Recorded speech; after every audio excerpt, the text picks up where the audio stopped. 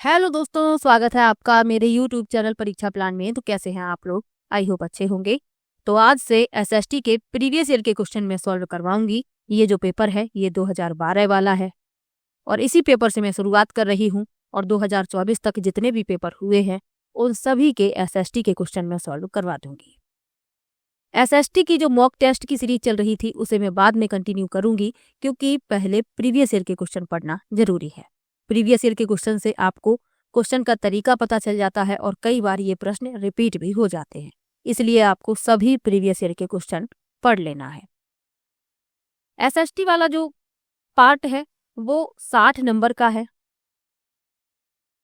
और यदि आप इसमें अच्छा प्रदर्शन करते हैं तो आप अच्छे नंबरों से पास हो सकते हैं, और यदि आप इसमें अच्छा प्रदर्शन नहीं कर पाते तो ये आपके फेल होने की वजह भी बन सकता है। इसीलिए आपको एसएसटी अच्छे से तैयार कर लेना है। तो चलिए आज की वीडियो को शुरू करते हैं। वीडियो देखने के बाद यदि आपको अच्छा लगे, हेल्पफुल लगे तो वीडियो को लाइक और शेयर कीजिएगा, और यदि आप चैनल पर नए हैं तो चैनल को सब्सक्राइब कर लीजिए। मैं कंप्लीट प्रीवियस ईयर के क्वेश्चन पढ़ा दूंगी जितने भी पेपर हुए हैं। पहले ऑफलाइन वाले पेपर के मैं पढ़ा दूंगी, फिर आप लोग यदि चाहेंगे तो ऑनलाइन जो पेपर हुए हैं उनके क्वेश्चन भी मैं सॉल्व करवा दूंगी। तो चलिए आज की वीडियो को शुरू करते हैं। लिखा है, पिंड जिनमें अपनी ऊष्मा व प्रकाश नहीं हो लेकिन वे तारों की रोशनी से चमकते हैं उन्हें कहा जाता है। पहला विकल्प है तारे, दूसरा है तारामंडल, तीसरा है ग्रह और चौथा है खगोलीय पिंड। तो वे पिंड जिनमें अपनी ऊष्मा व प्रकाश नहीं हो लेकिन वे तारों की रोशनी से चमकते हैं उन्हें ग्रह कहा जाता है। इनके पास स्वयं का ऊष्मा व प्रकाश नहीं होता, ये तारों की रोशनी से जगमगाते हैं। तो इसमें तीसरा विकल्प आपका उत्तर हो जाएगा। ग्रह कितने हैं? हमारे सौर मंडल में कितने ग्रह हैं? तो 8 ग्रह हैं। कौन कौन से हैं? बुध, शुक्र, पृथ्वी, मंगल, बृहस्पति, शनि, अरुण और वरुण। ये 8 ग्रह हैं, इनके नाम आपको याद रखने हैं। अब जो और विकल्प लिखे हुए हैं इनके बारे में जान लीजिए। तारे क्या हैं?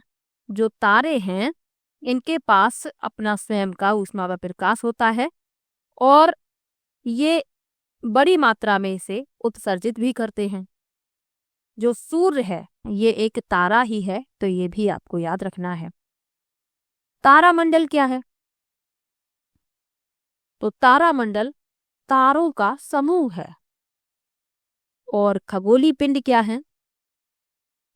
तो सूर्य, चंद्रमा और रात्रि की समय आकाश में चमकने वाले सभी आकाशीय जो पिंड होते हैं वह खगोलीय पिंड कहलाते हैं। जो सूर्य है, चंद्रमा है और रात्रि के समय जो तारे चमकते हैं, ये जो सभी पिंड हैं ये कहलाते हैं खगोलीय पिंड। तो इन सब के बारे में भी आपको याद रखना है। इसमें आपका तीसरा विकल्प सही हो जाएगा। चलिए आगे बढ़ते हैं, अगले प्रश्न पर चलते हैं। लिखा है, स्थान, लोग, वस्तुएं व प्रकृति जो किसी भी जीव को घेरे रहते हैं कहलाता है। पहला विकल्प है स्थल मंडल, दूसरा है परिवेश, तीसरा है पर्यावरण और चौथा है जैविक संसाधन।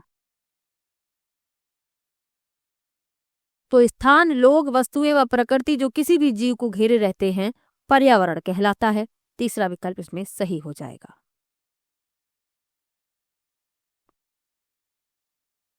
अब जो और विकल्प लिखे हुए हैं इनके बारे में जान लीजिए। स्थल मंडल क्या है? तो पृथ्वी का ठोस भाग स्थल मंडल कहलाता है। इसमें पृथ्वी की परपटी की चट्टानें और मिट्टी की पतली परतें शामिल हैं। परिवेश क्या है?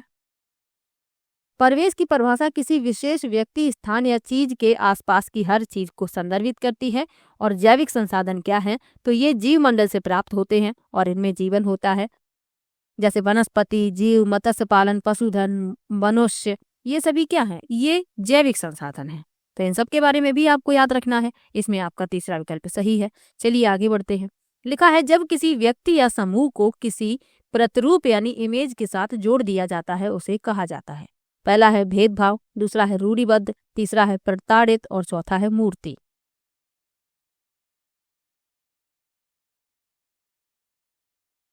तो जब किसी व्यक्ति या समूह को किसी प्रतिरूप के साथ जोड़ दिया जाता है उसे रूढ़िबद्धता कहा जाता है। दूसरा विकल्प इसमें सही हो जाएगा। रूढ़िबद्धता एक निश्चित सामान्य छवि या किसी विशेष प्रकार के व्यक्ति या चीज का प्रतिनिधित्व करने वाली विशेषताओं का समूह है जो वास्तविकता में सच नहीं हो सकता। ऐसा नहीं है कि जो रूढ़िबद्ध धारणा है वह सच ही हो। कभी कभी ये झूठ होती है और लोग उस धारणा को बना लेते हैं, यानी किसी व्यक्ति या समूह को किसी प्रतिरूप के साथ जोड़ दिया जाता है, तो ये रूढ़िबद्धता कहलाता है।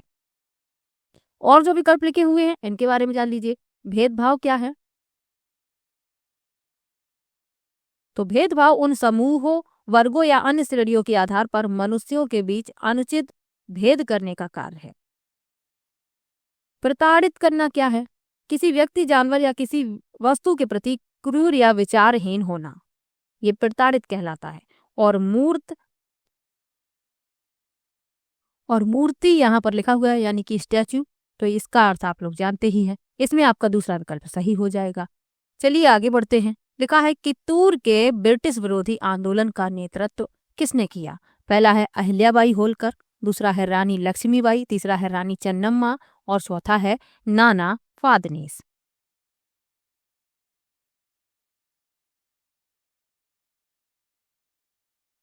तो कित्तूर के ब्रिटिश विरोधी आंदोलन का नेतृत्व किया रानी चन्नम्मा ने।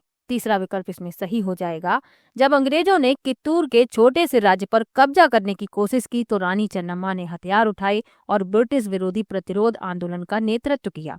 उन्हें 1824 में गिरफ्तार किया गया और 1829 में जेल में ही उनकी मृत्यु हो गई। तो साथ में आपको ये भी याद रखना है, तीसरा विकल्प इसमें सही हो जाएगा। चलिए आगे बढ़ते हैं। लिखा है मुगल वास्तुशिल्प मिश्रण है। पहला है अरब व भारतीय शैलियों का, दूसरा है फारसी व भारतीय शैलियों का, तीसरा है तुर्की व अफगान शैलियों का और चौथा है तुर्की व फारसी शैलियों का। तो मुगल वास्तुकला भारतीय और फारसी शैलियों का मिश्रण है, तो इसमें आपका दूसरा विकल्प सही हो जाएगा, फारसी व भारतीय।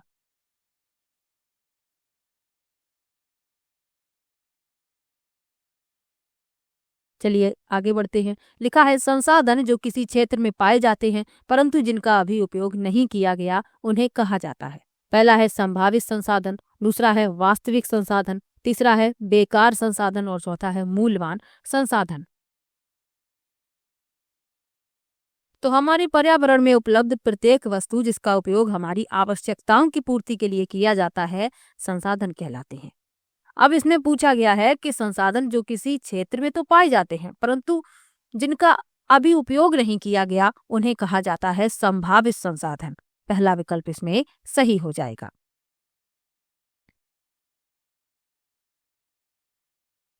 और विकल्प लिखे हुए हैं इनके बारे में जान लीजिए। वास्तविक संसाधन क्या है? जिनका वर्तमान में प्रयोग किया जा रहा है। बेकार संसाधन क्या है? जिनका प्रयोग नहीं किया जा रहा, उपयोग की दृष्टि से बेकार समझे जाते हैं। और मूल्यवान संसाधन क्या है? जो बहुत उपयोगी हैं। संक्षेप में कोई मूल्यवान संसाधन को दुर्लभ, गैर प्रतिस्थापन योग्य और आपूर्ति में लचीला होने के रूप में परिभाषित कर सकते हैं। तो इन सब के बारे में भी इतनी जानकारी आवश्यक है। चलिए आगे बढ़ते हैं। भारत की मानक देशांतर है। लिखा है 82 अंश 30 मिनट पूर्व देशांतर, दूसरा है 82 अंश 50 मिनट पूर्व देशांतर, तीसरा है 82 अंश पूर्व देशांतर और चौथा है 83 अंश 30 मिनट पूर्व देशांतर।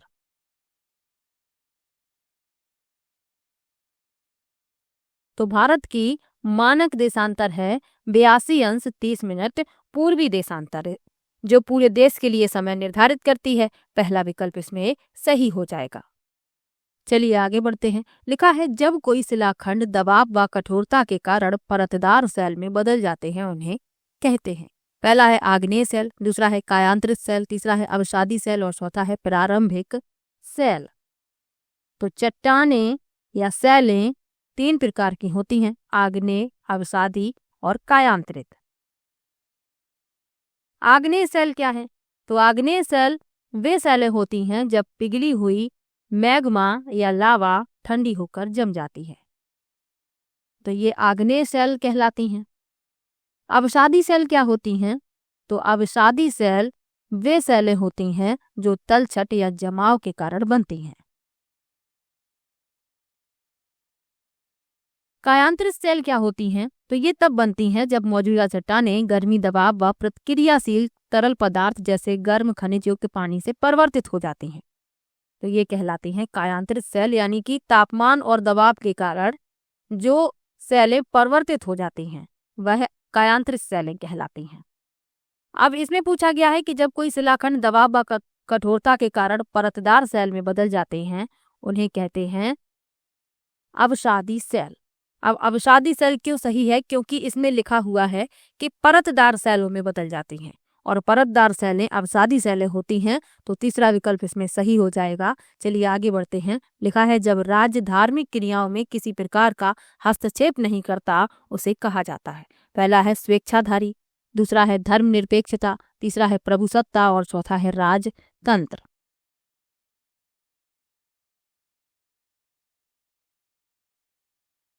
तो जब राज्य धार्मिक क्रियाओं में किसी प्रकार का हस्तक्षेप नहीं करता उसे कहा जाता है धर्मनिरपेक्षता। दूसरा विकल्प इसमें सही हो जाएगा। चलिए आगे बढ़ते हैं, अगले प्रश्न पर चलते हैं। लिखा है शास्त्रीय नृत्यों के उस संदर्भ में, शास्त्रीय नृत्यों के संदर्भ में निम्नलिखित में से कौन सा कथन सत्य है? पहला है यह लोक नृत्यों से सदा श्रेष्ठ होते हैं, दूसरा है शास्त्रीय नृत्यों के 8 मान्य रूप हैं, तीसरा है कथकली कथक शैली का शास्त्रीय रूप है और चौथा है कथक शैली को शास्त्रीय नृत्य के रूप में मान्यता केवल स्वतंत्रता प्राप्ति के पश्चात मिली है।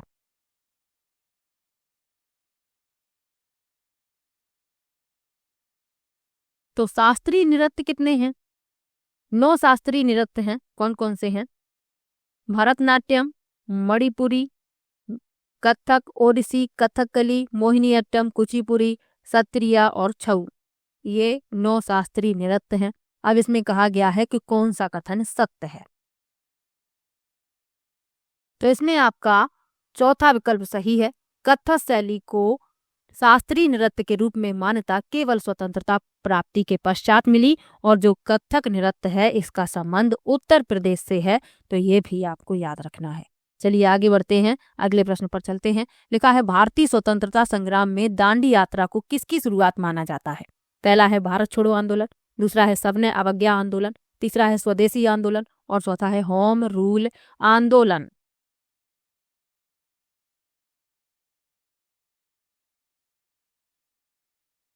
तो दांडी मार्च, जिसे नमक मार्च या नमक सत्याग्रह के रूप में भी जाना जाता है, औपनिवेशिक सरकार द्वारा लगाई गई नमक कर के खिलाफ एक अहिंसक विरोध था। तो ये आपको याद रखना है। तो इसमें पूछा गया है कि भारतीय स्वतंत्रता संग्राम में दांडी यात्रा को किसकी शुरुआत माना जाता है? तो सविनय अवज्ञा आंदोलन की। दूसरा विकल्प इसमें सही हो जाएगा। तो सविनय अवज्ञा आंदोलन महात्मा गांधी द्वारा 12 मार्च 1930 को दांडी मार्च के शुभारंभ के साथ शुरू किया गया। मार्च के अंत में उन्होंने नमक कानून तोड़ा और ब्रिटिश सरकार की अवहेलना की। ये भी आपको और विकल्प लिखे हुए हैं, इनके बारे में जान लीजिए। भारत छोड़ो आंदोलन कब हुआ? 1942 में। स्वदेशी आंदोलन 1905 में। होम रूल आंदोलन 1916 में। तो ये भी याद रखिएगा साथ में। चलिए आगे बढ़ते हैं। अगला प्रश्न दिया गया है, निम्नलिखित में से कौन सा अपर्दन स्थल रूप है? पहला है लोएस, दूसरा है डेल्टा, तीसरा है हेमोर और चौथा है छत्रक शिला। तो अपर्दन स्थल रूप कौन सा है? छत्रक शिला यानी मशरूम रॉक्स। चौथा विकल्प इसमें सही हो जाएगा। ये एक प्राकृतिक रूप से पाई जाने वाली चट्टान है जिसका आकार मशरूम जैसा होता है। यह तब बनती हैं जब तलछटी चट्टानों की अधिक प्रतिरोधी परत नरम परत के ऊपर बैठती है। तो चौथा विकल्प इस प्रश्न का उत्तर है। अब जो और विकल्प लिखे हुए हैं इनके बारे में जान लीजिए। लोएस क्या है? तो लोएस जो है हवा से उड़ने वाली गाद का एक निक्षेप है जो महाद्वीपों के बड़े क्षेत्रों को ढक देता है। डेल्टा क्या है? तो डेल्टा आर्द्र भूमि है जो तब बनते हैं जब नदियां अपना पानी और तलछट पानी के दूसरे निकाय जैसे महासागर, झील या अन्य किसी नदी में गिराती हैं। और हेमोर, हेमोर क्या होते हैं? हेमोर गंदगी और चट्टानों का संचय है जो ग्लेशियर की सतह पर गिर गए हैं या जो ग्लेशियर के साथ आए हैं। तो ये भी आपको साथ में याद रखना है। इसमें आपका चौथा विकल्प सही हो जाएगा। चलिए आगे बढ़ते हैं। लिखा है निम्न में से कौन सा परंपरागत ऊर्जा स्रोत है?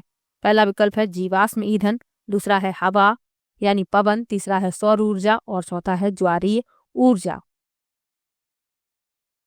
तो 2 प्रकार के ऊर्जा के स्रोत हैं। कौन कौन से? पारंपरिक और गैर पारंपरिक। यानी परंपरागत और गैर परंपरागत। परंपरागत क्या होते हैं? ऊर्जा के वे स्रोत जो लंबे समय से उपयोग में आ रहे हैं ऊर्जा के परंपरागत स्रोत कहलाते हैं, जैसे प्राकृतिक गैस, तेल, कोयला, परमाणु ऊर्जा, जीवाश्म ईंधन, ये सभी क्या है? ये परंपरागत ऊर्जा के स्रोत हैं। और गैर परंपरागत ऊर्जा के स्रोत क्या हैं? तो गैर परंपरागत ऊर्जा के स्रोतों को नवीकरणीय स्रोतों के रूप में भी जाना जाता है। यह बिना किसी कमी के बार बार उपयोग किए जा सकते हैं, जैसे सौर ऊर्जा, जैव ऊर्जा, ज्वारीय ऊर्जा और पवन ऊर्जा। तो इसमें परंपरागत पूछा गया था, पहला विकल्प इसमें सही हो जाएगा, जीवाश्म ईंधन।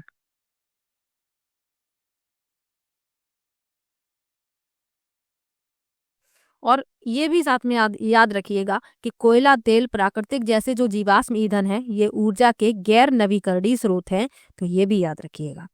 चलिए अब आगे बढ़ते हैं। लिखा है भारत में राज्य के राज्यपाल की नियुक्ति कौन करता है? पहला है भारत के राष्ट्रपति, दूसरा है संसद, तीसरा है प्रधानमंत्री और चौथा है सर्वोच्च न्यायालय के मुख्य न्यायाधीश। तो भारत में राज्य के राज्यपाल की नियुक्ति भारत के राष्ट्रपति द्वारा की जाती है, पहला विकल्प इसमें सही हो जाएगा। चलिए आगे बढ़ते हैं। विश्व शांति का विचार किस मुगल शासक ने आगे बढ़ाया? पहला विकल्प है अकबर, दूसरा विकल्प है शाहजहां, तीसरा है हुमायूं और चौथा है जहांगीर। तो विश्व शांति का विचार आगे बढ़ाया अकबर ने, पहला विकल्प इसमें सही हो जाएगा। चलिए आगे बढ़ते हैं। खालसा की स्थापना करने वाले निम्न में से कौन थे? पहला विकल्प है गुरु नानक देव, दूसरा विकल्प है गुरु अंगद देव, तीसरा विकल्प है गुरु गोविंद सिंह और चौथा विकल्प है गुरु तेग बहादुर। तो खालसा की स्थापना करने वाले थे गुरु गोविंद सिंह, तीसरा विकल्प इसमें सही हो जाएगा। और ये सिखों के 10वें गुरु थे, तो ये भी आपको याद रखना है। चलिए आगे बढ़ते हैं। अगला प्रश्न दिया गया है, निम्न में से वायुमंडल की कौन सी परत वायुयान उड़ान के लिए आदर्श है? पहला है क्षोभ मंडल, दूसरा है आयन मंडल, तीसरा है समताप मंडल और चौथा है बाह्य मंडल। तो वायुयान उड़ाए जाते हैं समताप मंडल में, तीसरा विकल्प इसमें सही हो जाएगा।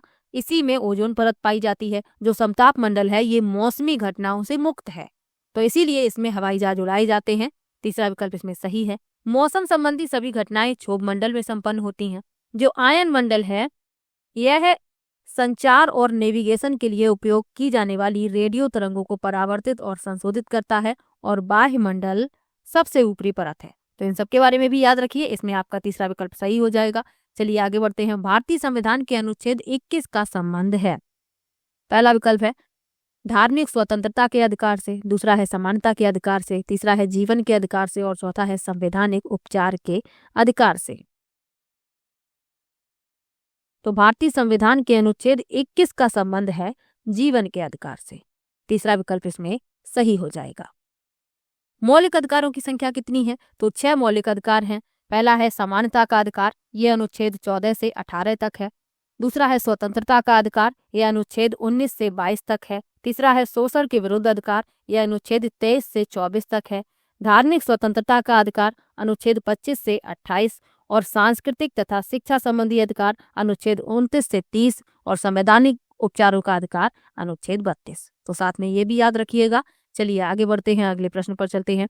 भारत की सर्वोच्च कानून निर्माण संस्था है? पहला विकल्प है संसद, दूसरा विकल्प है प्रधानमंत्री व उसका मंत्रिपरिषद, तीसरा विकल्प है राष्ट्रपति और चौथा विकल्प है न्यायपालिका। तो भारत की सर्वोच्च कानून निर्माण संस्था है संसद, पहला विकल्प इसमें सही हो जाएगा। चलिए आगे बढ़ते हैं। लिखा है निम्न में से कौन से वनों की पत्तियों के गिरने का निश्चित समय नहीं होता, इसलिए वे कभी अनावृत नहीं दिखते? पहला है उष्णकटिबंधीय पर्णपाती, दूसरा है उष्णकटिबंधीय सदाबहार, तीसरा है शीतोष्ण सदाबहार और चौथा है शीतोष्ण पर्णपाती। तो इस प्रश्न में आपका दूसरा विकल्प सही हो जाएगा, उष्णकटिबंधीय सदाबहार वन। इन वनों की पत्तियों के गिरने का कोई निश्चित समय नहीं होता है, इसीलिए वे कभी अनावृत नहीं दिखते हैं, दूसरा विकल्प इसमें सही है। इन वनों को उष्णकटिबंधीय वर्षा वन भी कहा जाता है। ये घने जंगल भूमध्य रेखा के पास और उष्णकटिबंध के करीब के क्षेत्रों में पाए जाते हैं और ये क्षेत्र गर्म है और साल भर यहाँ भारी वर्षा भी होती है, तो ये भी आपको याद रखना है। अब जो और विकल्प लिखे हुए हैं उनके बारे में जान लीजिए। उष्णकटिबंधीय पर्णपाती वन क्या है? तो उष्णकटिबंधीय पर्णपाती वन मानसूनी वन है जो उत्तरी ऑस्ट्रेलिया, भारत और मध्य अमेरिका के बड़े हिस्से में पाए जाते हैं। सूखे मौसम में पेड़ पानी बचाने के लिए अपने पत्ते गिरा देते हैं, तो ये कहलाते हैं उष्ण कटिबंधीय पर्णपाती वन। शीतोष्ण सदाबहार वन कौन से हैं? तो शीतोष्ण सदाबहार वन मध्य अक्षांशीय तटीय क्षेत्र में स्थित हैं। वे आमतौर पर महाद्वीपों के पूर्वी किनारे पर पाए जाते हैं। और शीतोष्ण पर्णपाती वन कौन से हैं? तो ये संयुक्त राज्य अमेरिका, चीन, न्यूजीलैंड, चिली के पूर्वोत्तर भाग में पाए जाते हैं और पश्चिमी यूरोप के तटीय क्षेत्रों में भी पाए जाते हैं। शुष्क मौसम में ये अपने पत्ते गिरा देते हैं। तो इन सब के बारे में भी आपको जानना आवश्यक है। चलिए अगले प्रश्न पर चलते हैं। लिखा है कृषि की एक पद्धति जिसमें व्यापक स्तर पर आधुनिक आगतों का उपयोग अधिक उत्पादकता प्राप्त करने के लिए किया जाता है कहलाती है। पहला है वाणिज्यिक खेती, दूसरा है गहन कृषि, तीसरा है स्थानांतरित कृषि और चौथा है निर्वाह कृषि।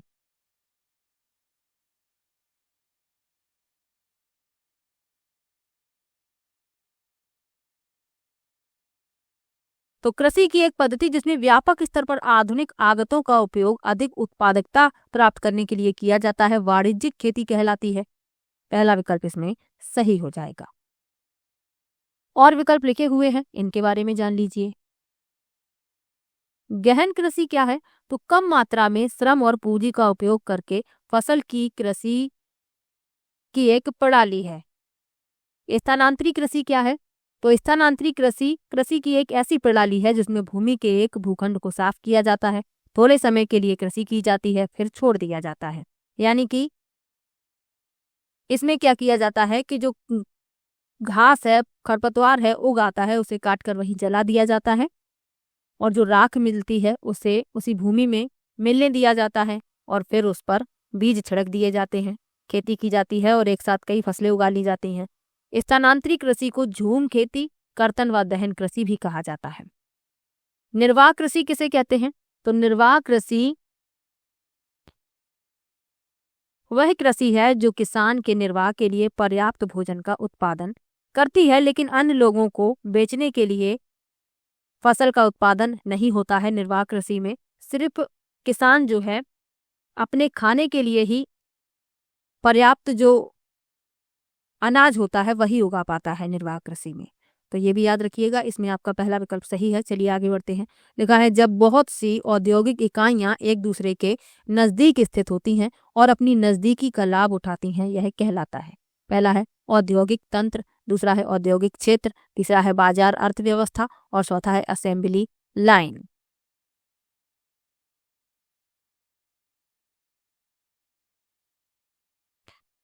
तो औद्योगिक क्षेत्र तब उभरते हैं जब कई उद्योग एक दूसरे के करीब होते हैं और अपनी निकटता के लाभों को साझा करते हैं।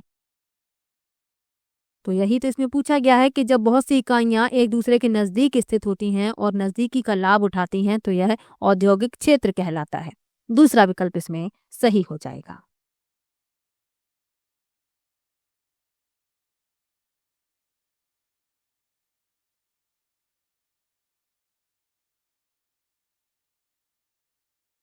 अगला प्रश्न दिया गया है एक निश्चित क्षेत्र जहां रहने वाले सभी मतदाता अपना प्रतिनिधि चुनते हैं कहलाता है। पहला है सीमा, दूसरा है निर्वाचन क्षेत्र, तीसरा है राज्य और चौथा है क्षेत्र। तो वह निश्चित क्षेत्र जहां रहने वाले सभी मतदाता अपना प्रतिनिधि चुनते हैं निर्वाचन क्षेत्र कहलाता है। दूसरा विकल्प इसमें सही हो जाएगा। चलिए अगले प्रश्न पर चलते हैं। उत्तरी अमेरिका का पूर्वी तट व जापान के आसपास समुद्र मत्स्य प्रचुर हैं क्योंकि पहला है तट के साथ एक ठंडी धारा बहती है, दूसरा है दंतुरित तटीय क्षेत्र है, तीसरा है तट के साथ गर्म धारा बहती है और चौथा है गर्म व ठंडी धाराओं का मिलन है। तो महासागरीय धाराएं क्या हैं? तो ये जल निकाय हैं जिनमें आसपास के जल निकाय से थोड़ी भिन्न ताप विशेषता जैसे तापमान, घनत्व और लवणता होती है। अब इसमें पूछा गया है कि उत्तरी अमेरिका का पूर्वी तट व जापान के आसपास समुद्र मत्स्य प्रचुर हैं क्यों है? क्योंकि यहाँ गर्म और ठंडी धाराओं का मिलन है। चौथा विकल्प इसमें सही हो जाएगा।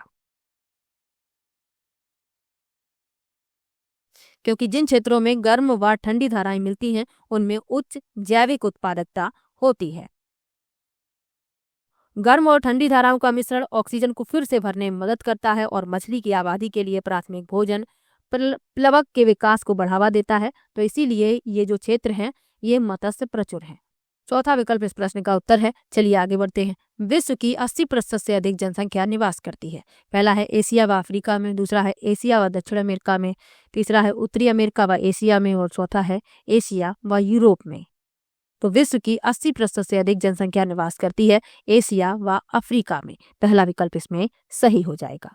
सबसे बड़ा महाद्वीप कौन सा है? तो सबसे बड़ा महाद्वीप है एशिया और सबसे छोटा है ऑस्ट्रेलिया। ये प्रश्न भी पूछे जाते हैं तो साथ में आपको ये भी याद रखने हैं। चलिए आगे बढ़ते हैं। जब एक देश पर दूसरे देश के दबदबे से राजनीतिक, आर्थिक, सामाजिक और सांस्कृतिक बदलाव आते हैं तो इस प्रक्रिया को हम कहते हैं। पहला है महासंघ, दूसरा है व्यापारिक, तीसरा है औपनिवेशीकरण और चौथा है पुनर्जागरण। तो जब एक देश द्वारा दूसरे देश के अधीन होने से इस प्रकार के राजनीतिक, आर्थिक, सामाजिक और सांस्कृतिक परिवर्तन होते हैं तो इस प्रक्रिया को औपनिवेशीकरण कहते हैं। तीसरा विकल्प इसमें सही हो जाएगा। चलिए आगे बढ़ते हैं। लिखा है निम्न में से किस भारतीय साहित्यिक धरोहर का अर्थ है गुरु के पास जाकर समीप बैठना? पहला है उपनिषद, दूसरा है वेद, तीसरा है आरण्यक और चौथा है पुराण। तो इस प्रश्न में आपका पहला विकल्प सही है, उपनिषद। उपनिषद का अर्थ है गुरु के पास जाकर समीप बैठना। वेद कितने हैं? तो वेदों की संख्या भी आपको याद रखनी है। वेदों की संख्या है 4, ऋग्वेद, सामवेद, यजुर्वेद और अथर्ववेद। आरण्यक क्या है? तो आरण्यक हिंदू धर्म के पवित्रतम और सर्वोच्च ग्रंथ वेदों का गद्य वाला खंड है। और पुराण क्या है? तो पुराण हिंदू धर्म के पवित्र साहित्य का एक हिस्सा है जिनमें वेदों, ब्राह्मणों, उपनिषदों और महाकाव्यों के साथ धर्म, इतिहास और ब्रह्मांड विज्ञान से जुड़ी कहानियां शामिल हैं। तो इन सब के बारे में भी याद रखिएगा। चलिए आगे बढ़ते हैं। किस काल में कर प्रथा का विशिष्ट महत्व था? पहला है हड़प्पा सभ्यता, दूसरा है वैदिक काल, तीसरा है महाजनपद और चौथा है गुप्त। तो किस काल में कर प्रथा का विशिष्ट महत्व था ये पूछा गया है।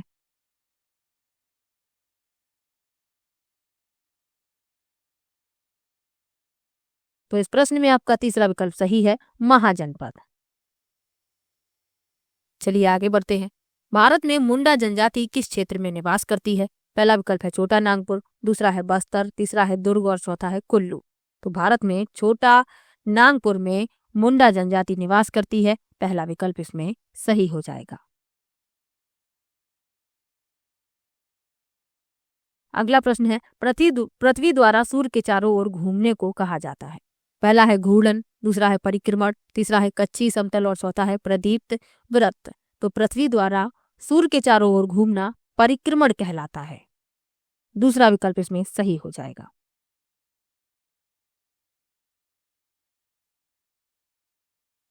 और पृथ्वी का अपनी धुरी पर घूमना घूर्णन कहलाता है। दोनों ही बातें याद रखिएगा।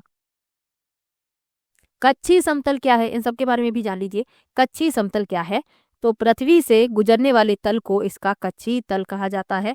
और प्रदीप्त वृत्त क्या है? वह वृत्त जो दिन को रात से ग्लोब पर विभाजित करता है, यानी जो दिन और रात को विभाजित करता है प्रदीप्त वृत्त कहलाता है। तो इन सब के बारे में भी याद रखना है आपको। चलिए अगले प्रश्न पर चलते हैं। अगला प्रश्न दिया गया है अटलांटिक महासागर के विषय में निम्नलिखित तथ्य पढ़ें। तथ्य दिए गए हैं, पढ़ना है, फिर बताना है कौन सा सही होगा। पहला लिखा है यह अंग्रेजी के एस अक्षर के आकार का है। दूसरा है इसकी तट रेखा सरल रेखी व निर्बाध है। तीसरा है व्यापारिक दृष्टि से यह सबसे व्यस्त महासागर है। उपर्युक्त कथनों में से कौन से सत्य हैं? अब सत्य वाले कथन बताने हैं। तो इसमें पहला लिखा हुआ है कि यह अंग्रेजी के एस अक्षर के आकार का है, ये सही है। दूसरा है इसकी तटरेखा सरल रेखी व निर्बाध है, ये गलत है क्योंकि इसकी जो तटरेखा है यह अनियमित है और दंतरित है, तो भी गलत हो गया। सी में लिखा है व्यापारिक दृष्टि से यह सबसे व्यस्त महासागर है, ये भी सही है। तो ए और सी इसमें सही हैं। और अटलांटिक महासागर विश्व का दूसरा सबसे बड़ा महासागर है, तो ये भी याद रखिएगा। ए और सी इसमें सही हैं। तीसरा विकल्प इस प्रश्न का उत्तर हो जाएगा। ये विश्व का दूसरा सबसे बड़ा महासागर है, तो पहला कौन सा है? तो पहला है प्रशांत महासागर। तो साथ में ये भी याद रखिएगा। चलिए आगे बढ़ते हैं। लिखा है सूफी संतों के मकबरे को कहा जाता है। पहला है ईदगाह, दूसरा है खानगाह, तीसरा है इबादतगाह और चौथा है दरगाह।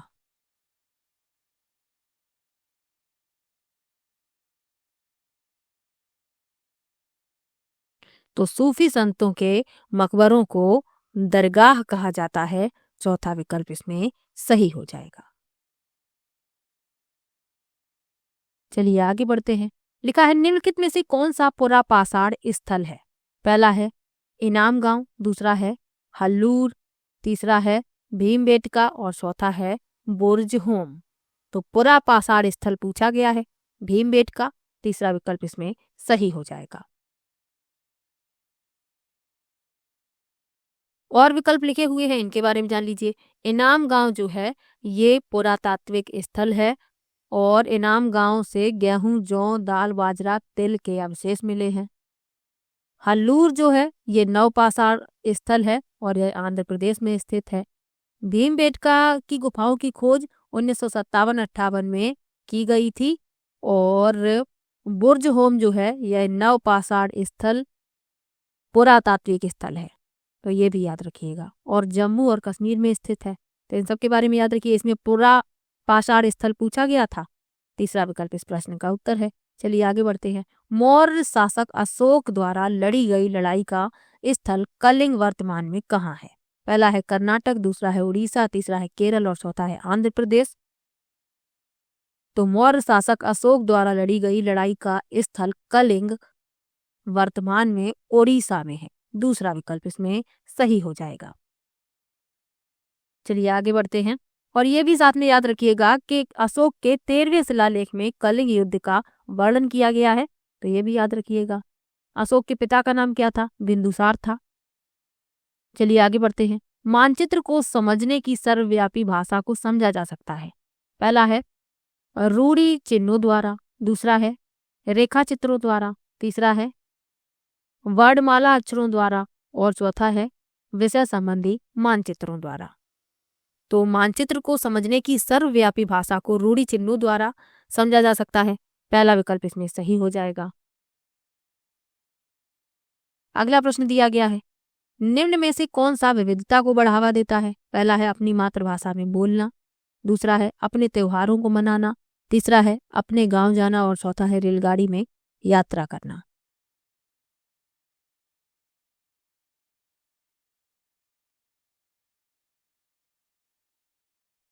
तो पूछा गया है कौन सा विविधता को बढ़ावा देता है? तो अपनी मातृभाषा में बोलना। पहला विकल्प इस प्रश्न का उत्तर हो जाएगा। भारत जो है विविधताओं से भरा देश है और विविधता में एकता उस अवधारणा पर आधारित है जहां व्यक्ति के भौतिक गुणों, त्वचा के रंग, जातियों, पंथ, सांस्कृतिक और धार्मिक परंपराओं आदि में भिन्नताएं विवाद के रूप में नहीं देखी जा सकती। तो विविधता को बढ़ावा देगा अपनी मातृभाषा में बोलना। पहला विकल्प इसमें सही हो जाएगा। अगला प्रश्न है भूमि की एक सकरी पट्टी जो दो बड़े भूखंडों को जोड़ती है उसे जाना जाता है। पहला है भूसंधि, दूसरा है खाड़ी, तीसरा है द्वीप और चौथा है जल संधि। तो भूमि की एक सकरी पट्टी जो दो बड़े भूखंडों को जोड़ती है भूसंधि कहलाती है। पहला विकल्प इसमें सही हो जाएगा।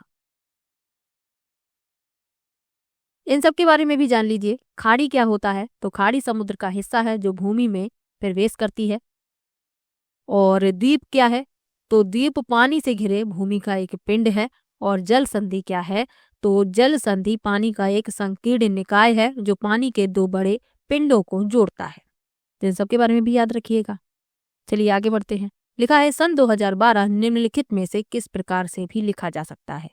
पहला है BC 2012, EC 2012, तीसरा है AD 2012 और चौथा है AP 2012।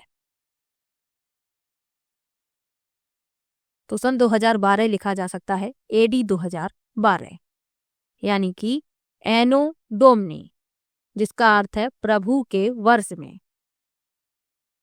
तो 2012 को लिखा जा सकता है AD 2012। अगला प्रश्न है जयमंडल के विषय में सबसे उपयुक्त कथन है। पहला है मनुष्य का तात्कालिक प्रवेश, दूसरा है पौधे और पशु जगत, तीसरा है भूमि जलवायु पौधे और पशु, और चौथा है पर्यावरण के विभिन्न परिमंडल। तो जीव मंडल के बारे में सबसे उपयुक्त कथन है भूमि जल वायु पौधे और पशु। तीसरा विकल्प इसमें सही हो जाएगा। जैव मंडल वह संकीर्ण क्षेत्र है जहां हम भूमि जल वायु को एक साथ पाते हैं, जिनमें जीवन के सभी रूप समाहित हैं। चलिए आगे बढ़ते हैं। निम्नलिखित में से कहाँ सभी अक्षांशों पर दोपहर का सूर्य वर्ष में कम से कम एक बार सीधा ऊपर से चमकता है? पहला है कर्क रेखा, केवल कर्क रेखा और विषुवत वृत्त के मध्य। दूसरा है केवल मकर रेखा और विषुवत वृत्त के मध्य। तीसरा है कर्क रेखा और मकर रेखा के मध्य, और चौथा है आर्कटिक वृत्त और अंटार्कटिक वृत्त के मध्य।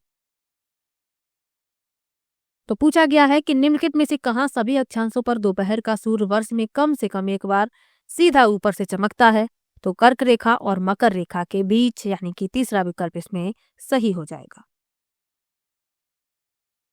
चलिए आगे बढ़ते हैं। लिखा है निम्न में से कौन सी शिक्षण सहायक सामग्री महाद्वीपों के आनुपातिक क्षेत्र व आकार को दर्शाने के लिए सबसे अधिक उपयुक्त है? पहला है विश्व का भौतिक मानचित्र, दूसरा है पृथ्वी का पोस्टर, तीसरा है ग्लोब, और चौथा है विश्व का राजनीतिक मानचित्र। तो प्रश्न में क्या कहा गया है कि कौन सी शिक्षण सहायक सामग्री महाद्वीपों के आनुपातिक क्षेत्र व आकार को दर्शाने के लिए सबसे अधिक उपयुक्त है? वह है ग्लोब। तीसरा विकल्प इसमें सही हो जाएगा। ग्लोब जो है पृथ्वी की सटीक आकृति या मॉडल है। चलिए आगे बढ़ते हैं। राष्ट्रीय स्तर पर सामाजिक विज्ञानों की पुस्तक की निम्नलिखित में से कौन सी सर्वाधिक महत्वपूर्ण विशेषता है? पहला है इसमें अधिक लंबी पाठ्य सामग्री शामिल नहीं होनी चाहिए, क्योंकि लंबी पाठ्य सामग्री को याद करने में बच्चों को कठिनाई होती है। दूसरा है उसे स्पष्ट और व्यवस्थित रूप में सूचना उपलब्ध करानी चाहिए ताकि याद करने में मदद मिल सके। तीसरा है इसे ऐसा होना चाहिए ताकि सभी सामाजिक समूह इसके साथ संबंधित हों, और चौथा है इसे विशेषता इतिहास लिखने में किसी विचारधारा विशेष का अनुगमन नहीं करना चाहिए। अब प्रश्न में क्या पूछा गया है कि राष्ट्रीय स्तर पर सामाजिक विज्ञानों की पुस्तक की कौन सी सर्वाधिक महत्वपूर्ण विशेषता है? अब जिसमें याद करने वाला लिखा है, रटने वाला लिखा है, ऐसे विकल्प उत्तर नहीं होंगे, क्योंकि रटने पर याद करने पर शिक्षण प्रक्रिया में बल नहीं दिया गया। तो दो तो गलत हो गए। अब दो विकल्प बचते हैं, तो इसमें तीसरा विकल्प सबसे अच्छा है, और यही इस प्रश्न का उत्तर है कि इसे ऐसा होना चाहिए ताकि सभी सामाजिक समूह इसके साथ संबंधित हो सके।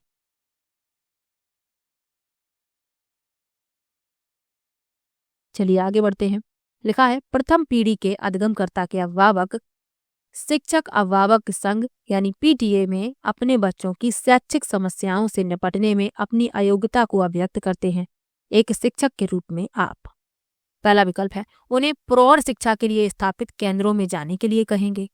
दूसरा है उन्हें अपने बच्चों द्वारा घर पर पढ़ाई पर दिए जाने वाले समय को ध्यानपूर्वक देखने के लिए कहेंगे।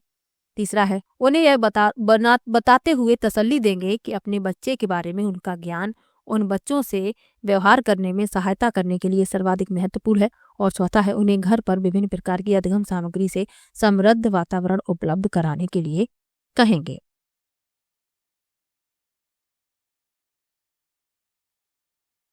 तो पहली पीढ़ी के शिक्षार्थी औपचारिक शिक्षा प्राप्त करने वाले अपने परिवार के पहले व्यक्ति हैं। ऐसे शिक्षार्थियों के पूर्वज विभिन्न कारणों से शिक्षा से वंचित थे।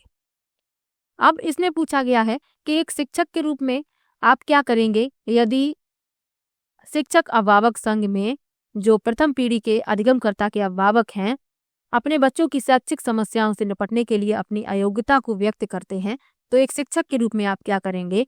तो इसमें जो तीसरा विकल्प लिखा है कि उन्हें यह बताते हुए तसल्ली देंगे कि अपने बच्चे के बारे में उनका ज्ञान उन बच्चों से व्यवहार करने में सहायता करने के लिए सर्वाधिक महत्वपूर्ण है। तीसरा विकल्प इस प्रश्न का उत्तर हो जाएगा। चलिए आगे बढ़ते हैं। लिखा है मौसमी उपकरणों द्वारा मौसम संबंधी सूचनाएं एकत्र करना उदाहरण है। पहला है प्राथमिक आंकड़ों का, दूसरा है द्वितीयक आंकड़ों का, तीसरा है तृतीयक आंकड़ों का, और चौथा है विधागत आंकड़ों का।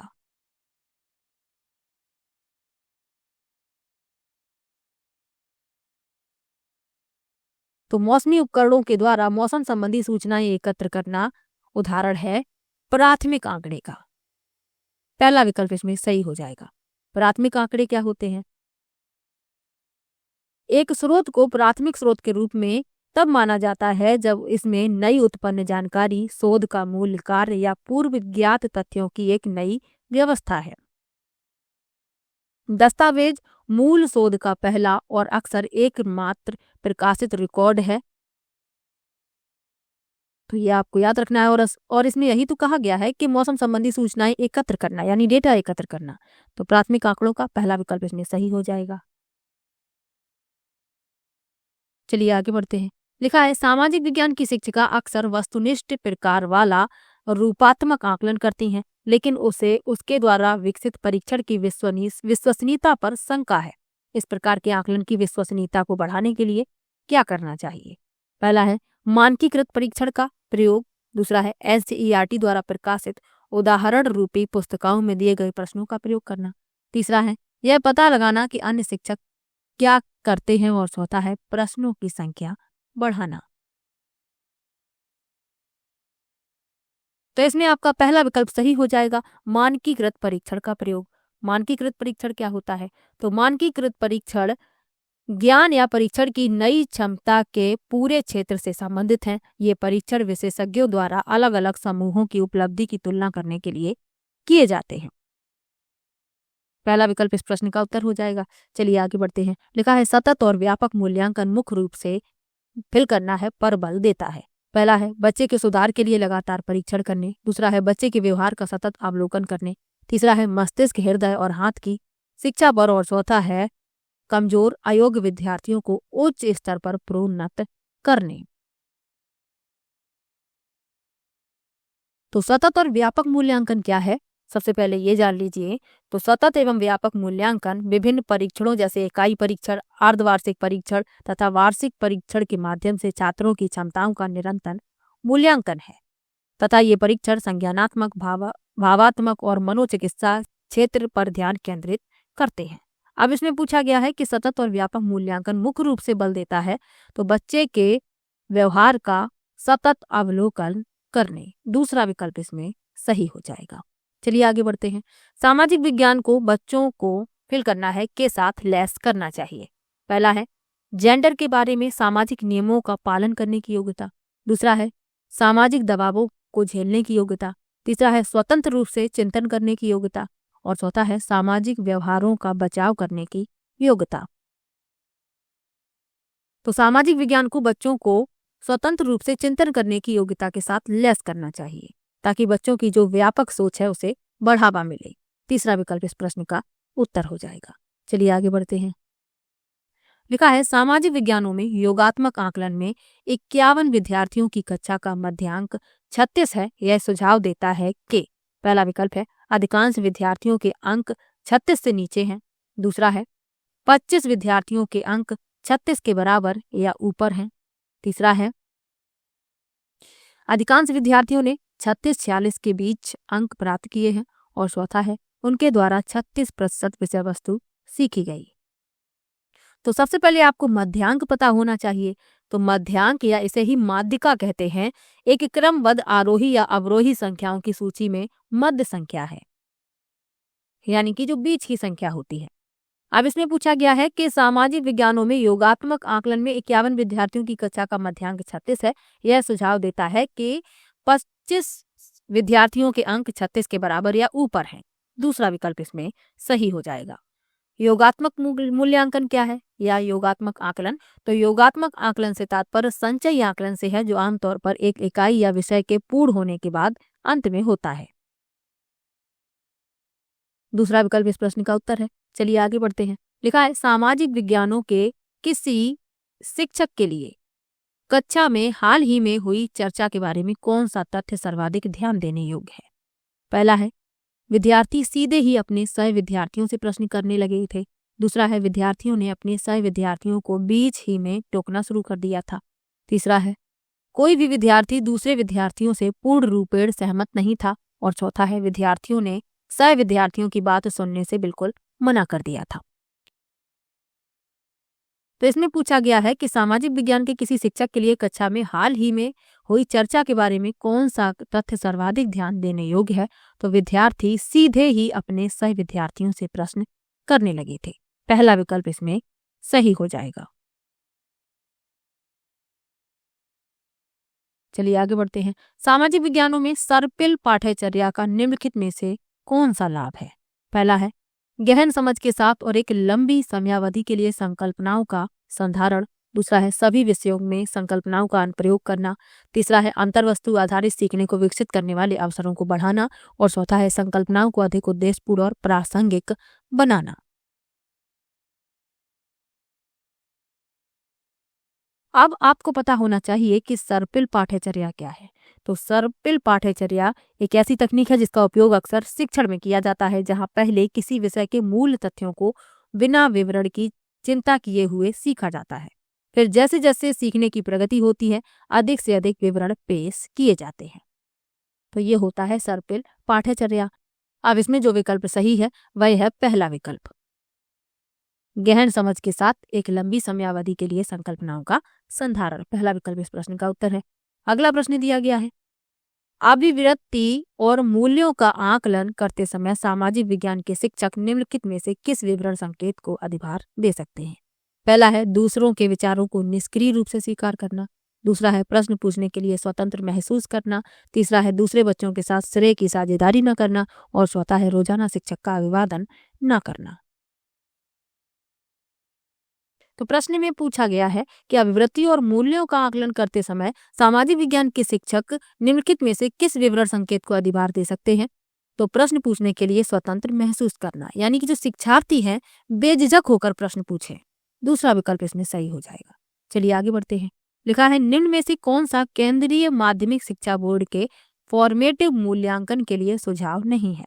पहला है स्रोत आधारित विश्लेषण। दूसरा है मॉडल व चार्ट। तीसरा है अधिक आवृत्ति से परीक्षण करना। और चौथा है प्राथमिक पाठ्य सामग्री के लिए प्रामाणिक स्रोतों का उपयोग। तो इसमें पूछा गया है कि सुझाव नहीं है, तो अधिक आवृत्ति से परीक्षण करना तीसरा विकल्प इस प्रश्न का उत्तर हो जाएगा। चलिए आगे बढ़ते हैं। निम्न में से कौन सा प्रारंभिक स्तर पर सामाजिक विज्ञान के संदर्भ में सही है? पहला है इतिहास भूगोल राजनीति विज्ञान अर्थशास्त्र। दूसरा है इतिहास भूगोल राजनीति विज्ञान समाजशास्त्र। तीसरा है इतिहास भूगोल नागरिक शास्त्र समाजशास्त्र। और चौथा है इतिहास भूगोल अर्थशास्त्र समाजशास्त्र। तो इसमें आपका पहला विकल्प सही है, इतिहास भूगोल राजनीति शास्त्र और अर्थशास्त्र। पहला विकल्प इस प्रश्न का उत्तर हो जाएगा। अगला प्रश्न है जीवन की उत्पत्ति विकास के शिक्षण हेतु अध्यापक को अवश्य भ्रमण करना चाहिए। पहला है प्राकृतिक इतिहास संग्रहालय। दूसरा है पुरातात्विक संग्रहालय। तीसरा है चिड़ियाघर। और चौथा है जीव संरक्षण उद्यान। तो जीवन की उत्पत्ति के शिक्षण हेतु अध्यापक को भ्रमण करना चाहिए प्राकृतिक इतिहास संग्रहालय। पहला विकल्प इसमें सही हो जाएगा। चलिए आगे बढ़ते हैं। लिखा है फिल करना है के अलावा निम्नलिखित कारक सामाजिक विज्ञान शिक्षण के आधार का निर्माण करते हैं। पहला है विश्लेषणात्मक कौशलों को बढ़ावा देने।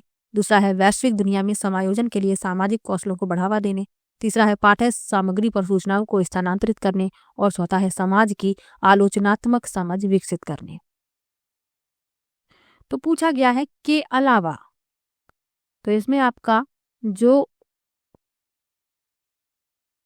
तीसरा विकल्प लिखा हुआ है यही इस प्रश्न का उत्तर हो जाएगा कि पाठ्य सामग्री पर सूचनाओं को स्थानांतरित करने के अलावा निम्नलिखित कारक सामाजिक विज्ञान शिक्षण के आधार का निर्माण करते हैं।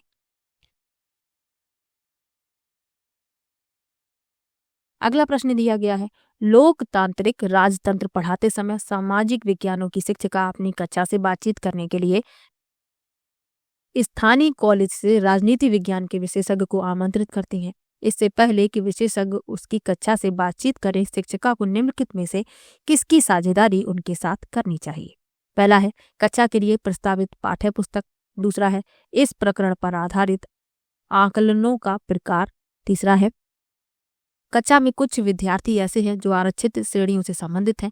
और चौथा है इस प्रकरण के लिए अनुदेशनात्मक उद्देश्य। अब इसमें लिखा है विशेषज्ञ। तो विशेषज्ञ कौन होते हैं? तो विशेषज्ञ वे व्यक्ति होते हैं जो छात्रों के साथ जो कुछ जानते हैं उसे साझा कर सकते हैं। किसी भी क्षेत्र के विशेषज्ञ कक्षा में आगे सीखने में मदद करते हैं। वे छात्रों को उनकी शिक्षा की प्रासंगिकता दिखाते हुए गहन शिक्षा और विषयों की महारत प्रदान करने में सक्षम होते हैं। अब इसमें लिखा है कि शिक्षिका को निम्नलिखित में से किसकी साझेदारी उनके साथ करनी चाहिए। तो इस प्रकरण के लिए अनुदेशनात्मक उद्देश्य, चौथा विकल्प इस प्रश्न का उत्तर हो जाएगा।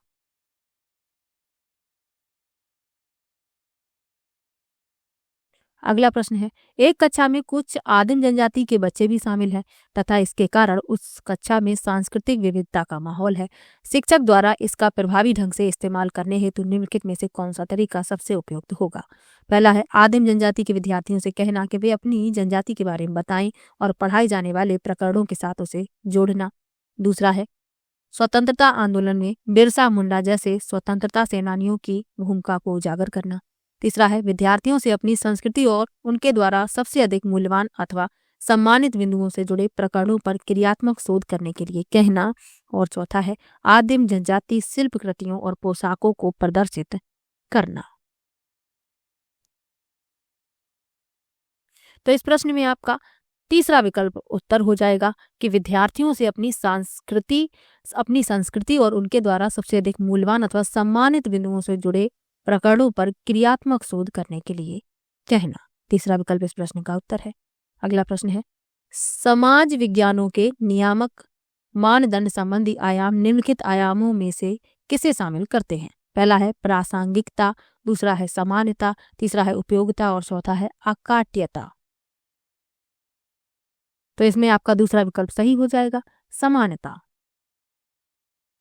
अगला प्रश्न है निम्नलिखित में से कौन सी अन्योन्य यानी पारस्परिक अधिगम की विशेषता है। पहला है सीखने का उत्तरदायित्व विद्यार्थियों और शिक्षक दोनों के द्वारा साझा किया जाता है। दूसरा है भूलने के कारणों को संबोधित करते हुए सीखना अग्रसरित होता है। तीसरा है शिक्षक सक्रिय रूप से शिक्षण अधिगम प्रक्रिया को आगे बढ़ाते हुए परस्पर आदान प्रदान करता है। और चौथा है शिक्षिका विद्यालय में कार्य करते हुए अपनी शिक्षा को पूरा करती है। तो पूछा गया है कौन सी अन्योन्य यानी पारस्परिक अधिगम की विशेषता है। तो सीखने का उत्तरदायित्व विद्यार्थियों और शिक्षक दोनों के द्वारा साझा किया जाता है। पहला विकल्प इसमें उत्तर हो जाएगा। अगला प्रश्न है निम्नलिखित में से कौन सा संसद के कार्य प्रकरण को पढ़ाने का सर्वोत्कृष्ट तरीका है। पहला है व्याख्यान पद्धति, दूसरा है कहानी पद्धति, तीसरा है मुद्दों पर सहमति बनाने के लिए वाद विवाद आयोजन करना और चौथा है परियोजना कार्य। तो संसद के कार्य प्रकरण को पढ़ाने का सर्वोत्कृष्ट तरीका है मुद्दों पर सहमति बनाने के लिए वाद विवाद का आयोजन करना। यानी कि जो वाद विवाद है एक समूह केंद्रित विधि है जो विशेष रूप से विवादास्पद विषयों या मुद्दों के लिए छात्रों में तार्किक वाद विवाद और महत्वपूर्ण साक्ष्य आदि जैसे कुछ कौशल विकसित करने के लिए उपयुक्त है। बच्चे अपने विचारों को प्रदर्शित करते हैं और सक्रिय रूप से भी भाग लेते हैं। तो ये पेपर था 2012 वाला। किसी भी प्रश्न में आपको डाउट हो आप कमेंट बॉक्स में जरूर लिखिएगा और वीडियो कैसा लगा ये भी कमेंट में जरूर बताइएगा। मिलते हैं नेक्स्ट वीडियो में, तब तक के लिए बाय बाय।